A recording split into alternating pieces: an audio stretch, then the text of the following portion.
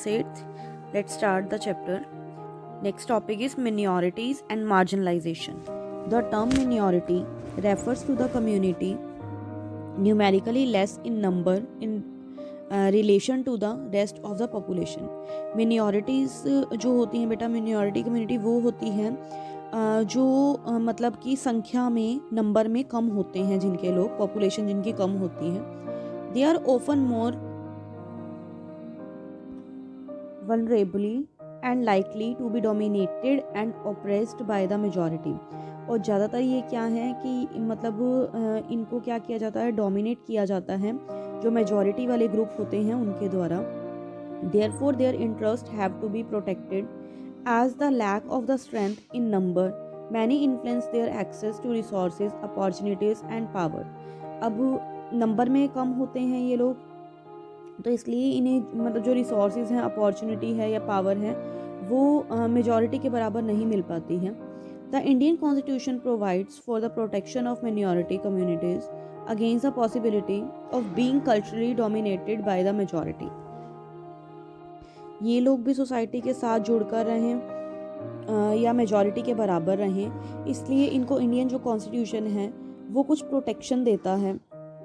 One of the way in which it does this is by emphasizing the need to preserve, protect and promote the religion, culture, language and script of minorities.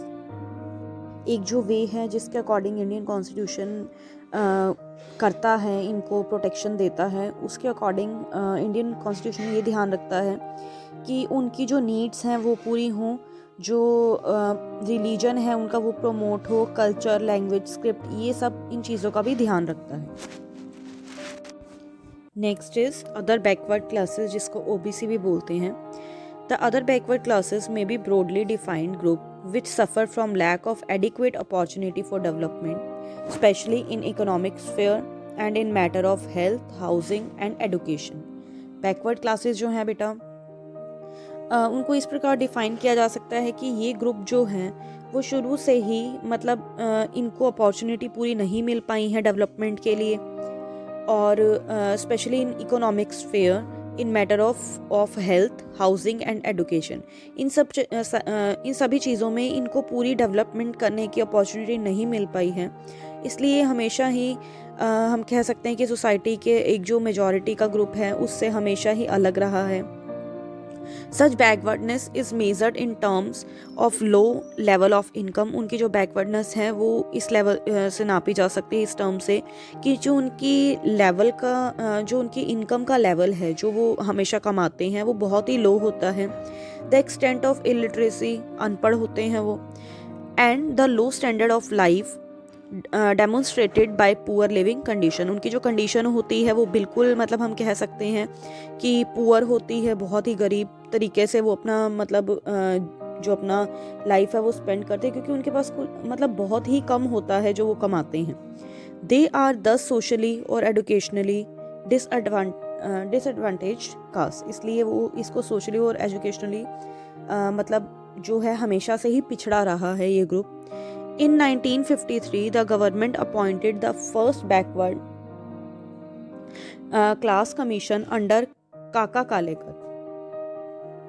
1953 के अंदर government ने सबसे पहले मतलब इन backward classes को ऊपर लाने के लिए एक कमीशन बनाई जिसको काका कालेकर कमीशन बोला गया. बैकवर्ड क्लासेस कमीशन अंडर काका कालेकर, एक कमीशन बनाई जो काका कालेकर के अंडर बनाई उन्होंने. इट सबमिटेड इट रिपोर्ट इन 1955. इन्होंने अपनी रिपोर्ट जो थी वो 1955 में सबमिट करवाई. And listed 2399 backward classes. और ये बताया गया कि उसके अंदर 2399 बैकवर्ड क्लासेस हैं, out of which 837 were listed as most backward. जिसके अंदर से जो 837 क्लासेस हैं वो बहुत ही ज़्यादा बैकवर्ड है, मतलब बहुत ही ज़्यादा पिछड़ी हुई हैं. The government appointed the second backward class commission in 1979 under the chairmanship of Bindeshwari Prasad Mandal. Second जो कमीशन थी वो 1979 में बनाई गई बिंदेश्वरी प्रसाद मंडल के अंडर में. It submitted its report in 1980 listing 3,743 castes and communities as backward. This accounted for nearly 52% of the India's total population. मतलब इन्होंने 1980 में अपनी रिपोर्ट सबमिट करवाई जिसके अकॉर्डिंग 3,743 कास्ट जो हैं वो बैकवर्ड हैं. इसके अकॉर्डिंग मतलब कि 52% जो इंडियन पॉपुलेशन है वो बैकवर्ड हो गई. The National commission for backward classes Act 1993 led to the formation of the National commission for Backward Class which decides on the inclusion and exclusion of individuals as socially or educationally backward.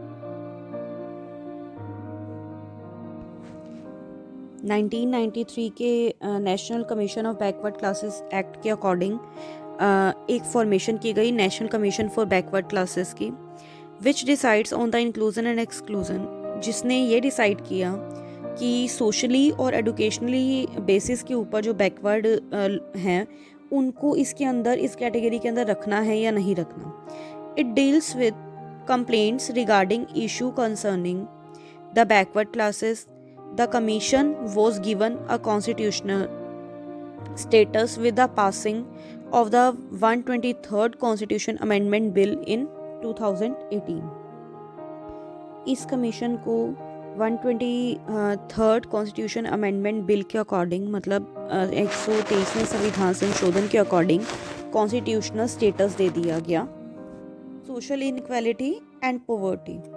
Social inequalities often result in economic inequalities such as the gap between the rich and the poor. Social inequality होती है बेटा, उसके कारण से ही economic inequalities आती हैं और gap बढ़ जाता है रिच और पुअर के बीच में.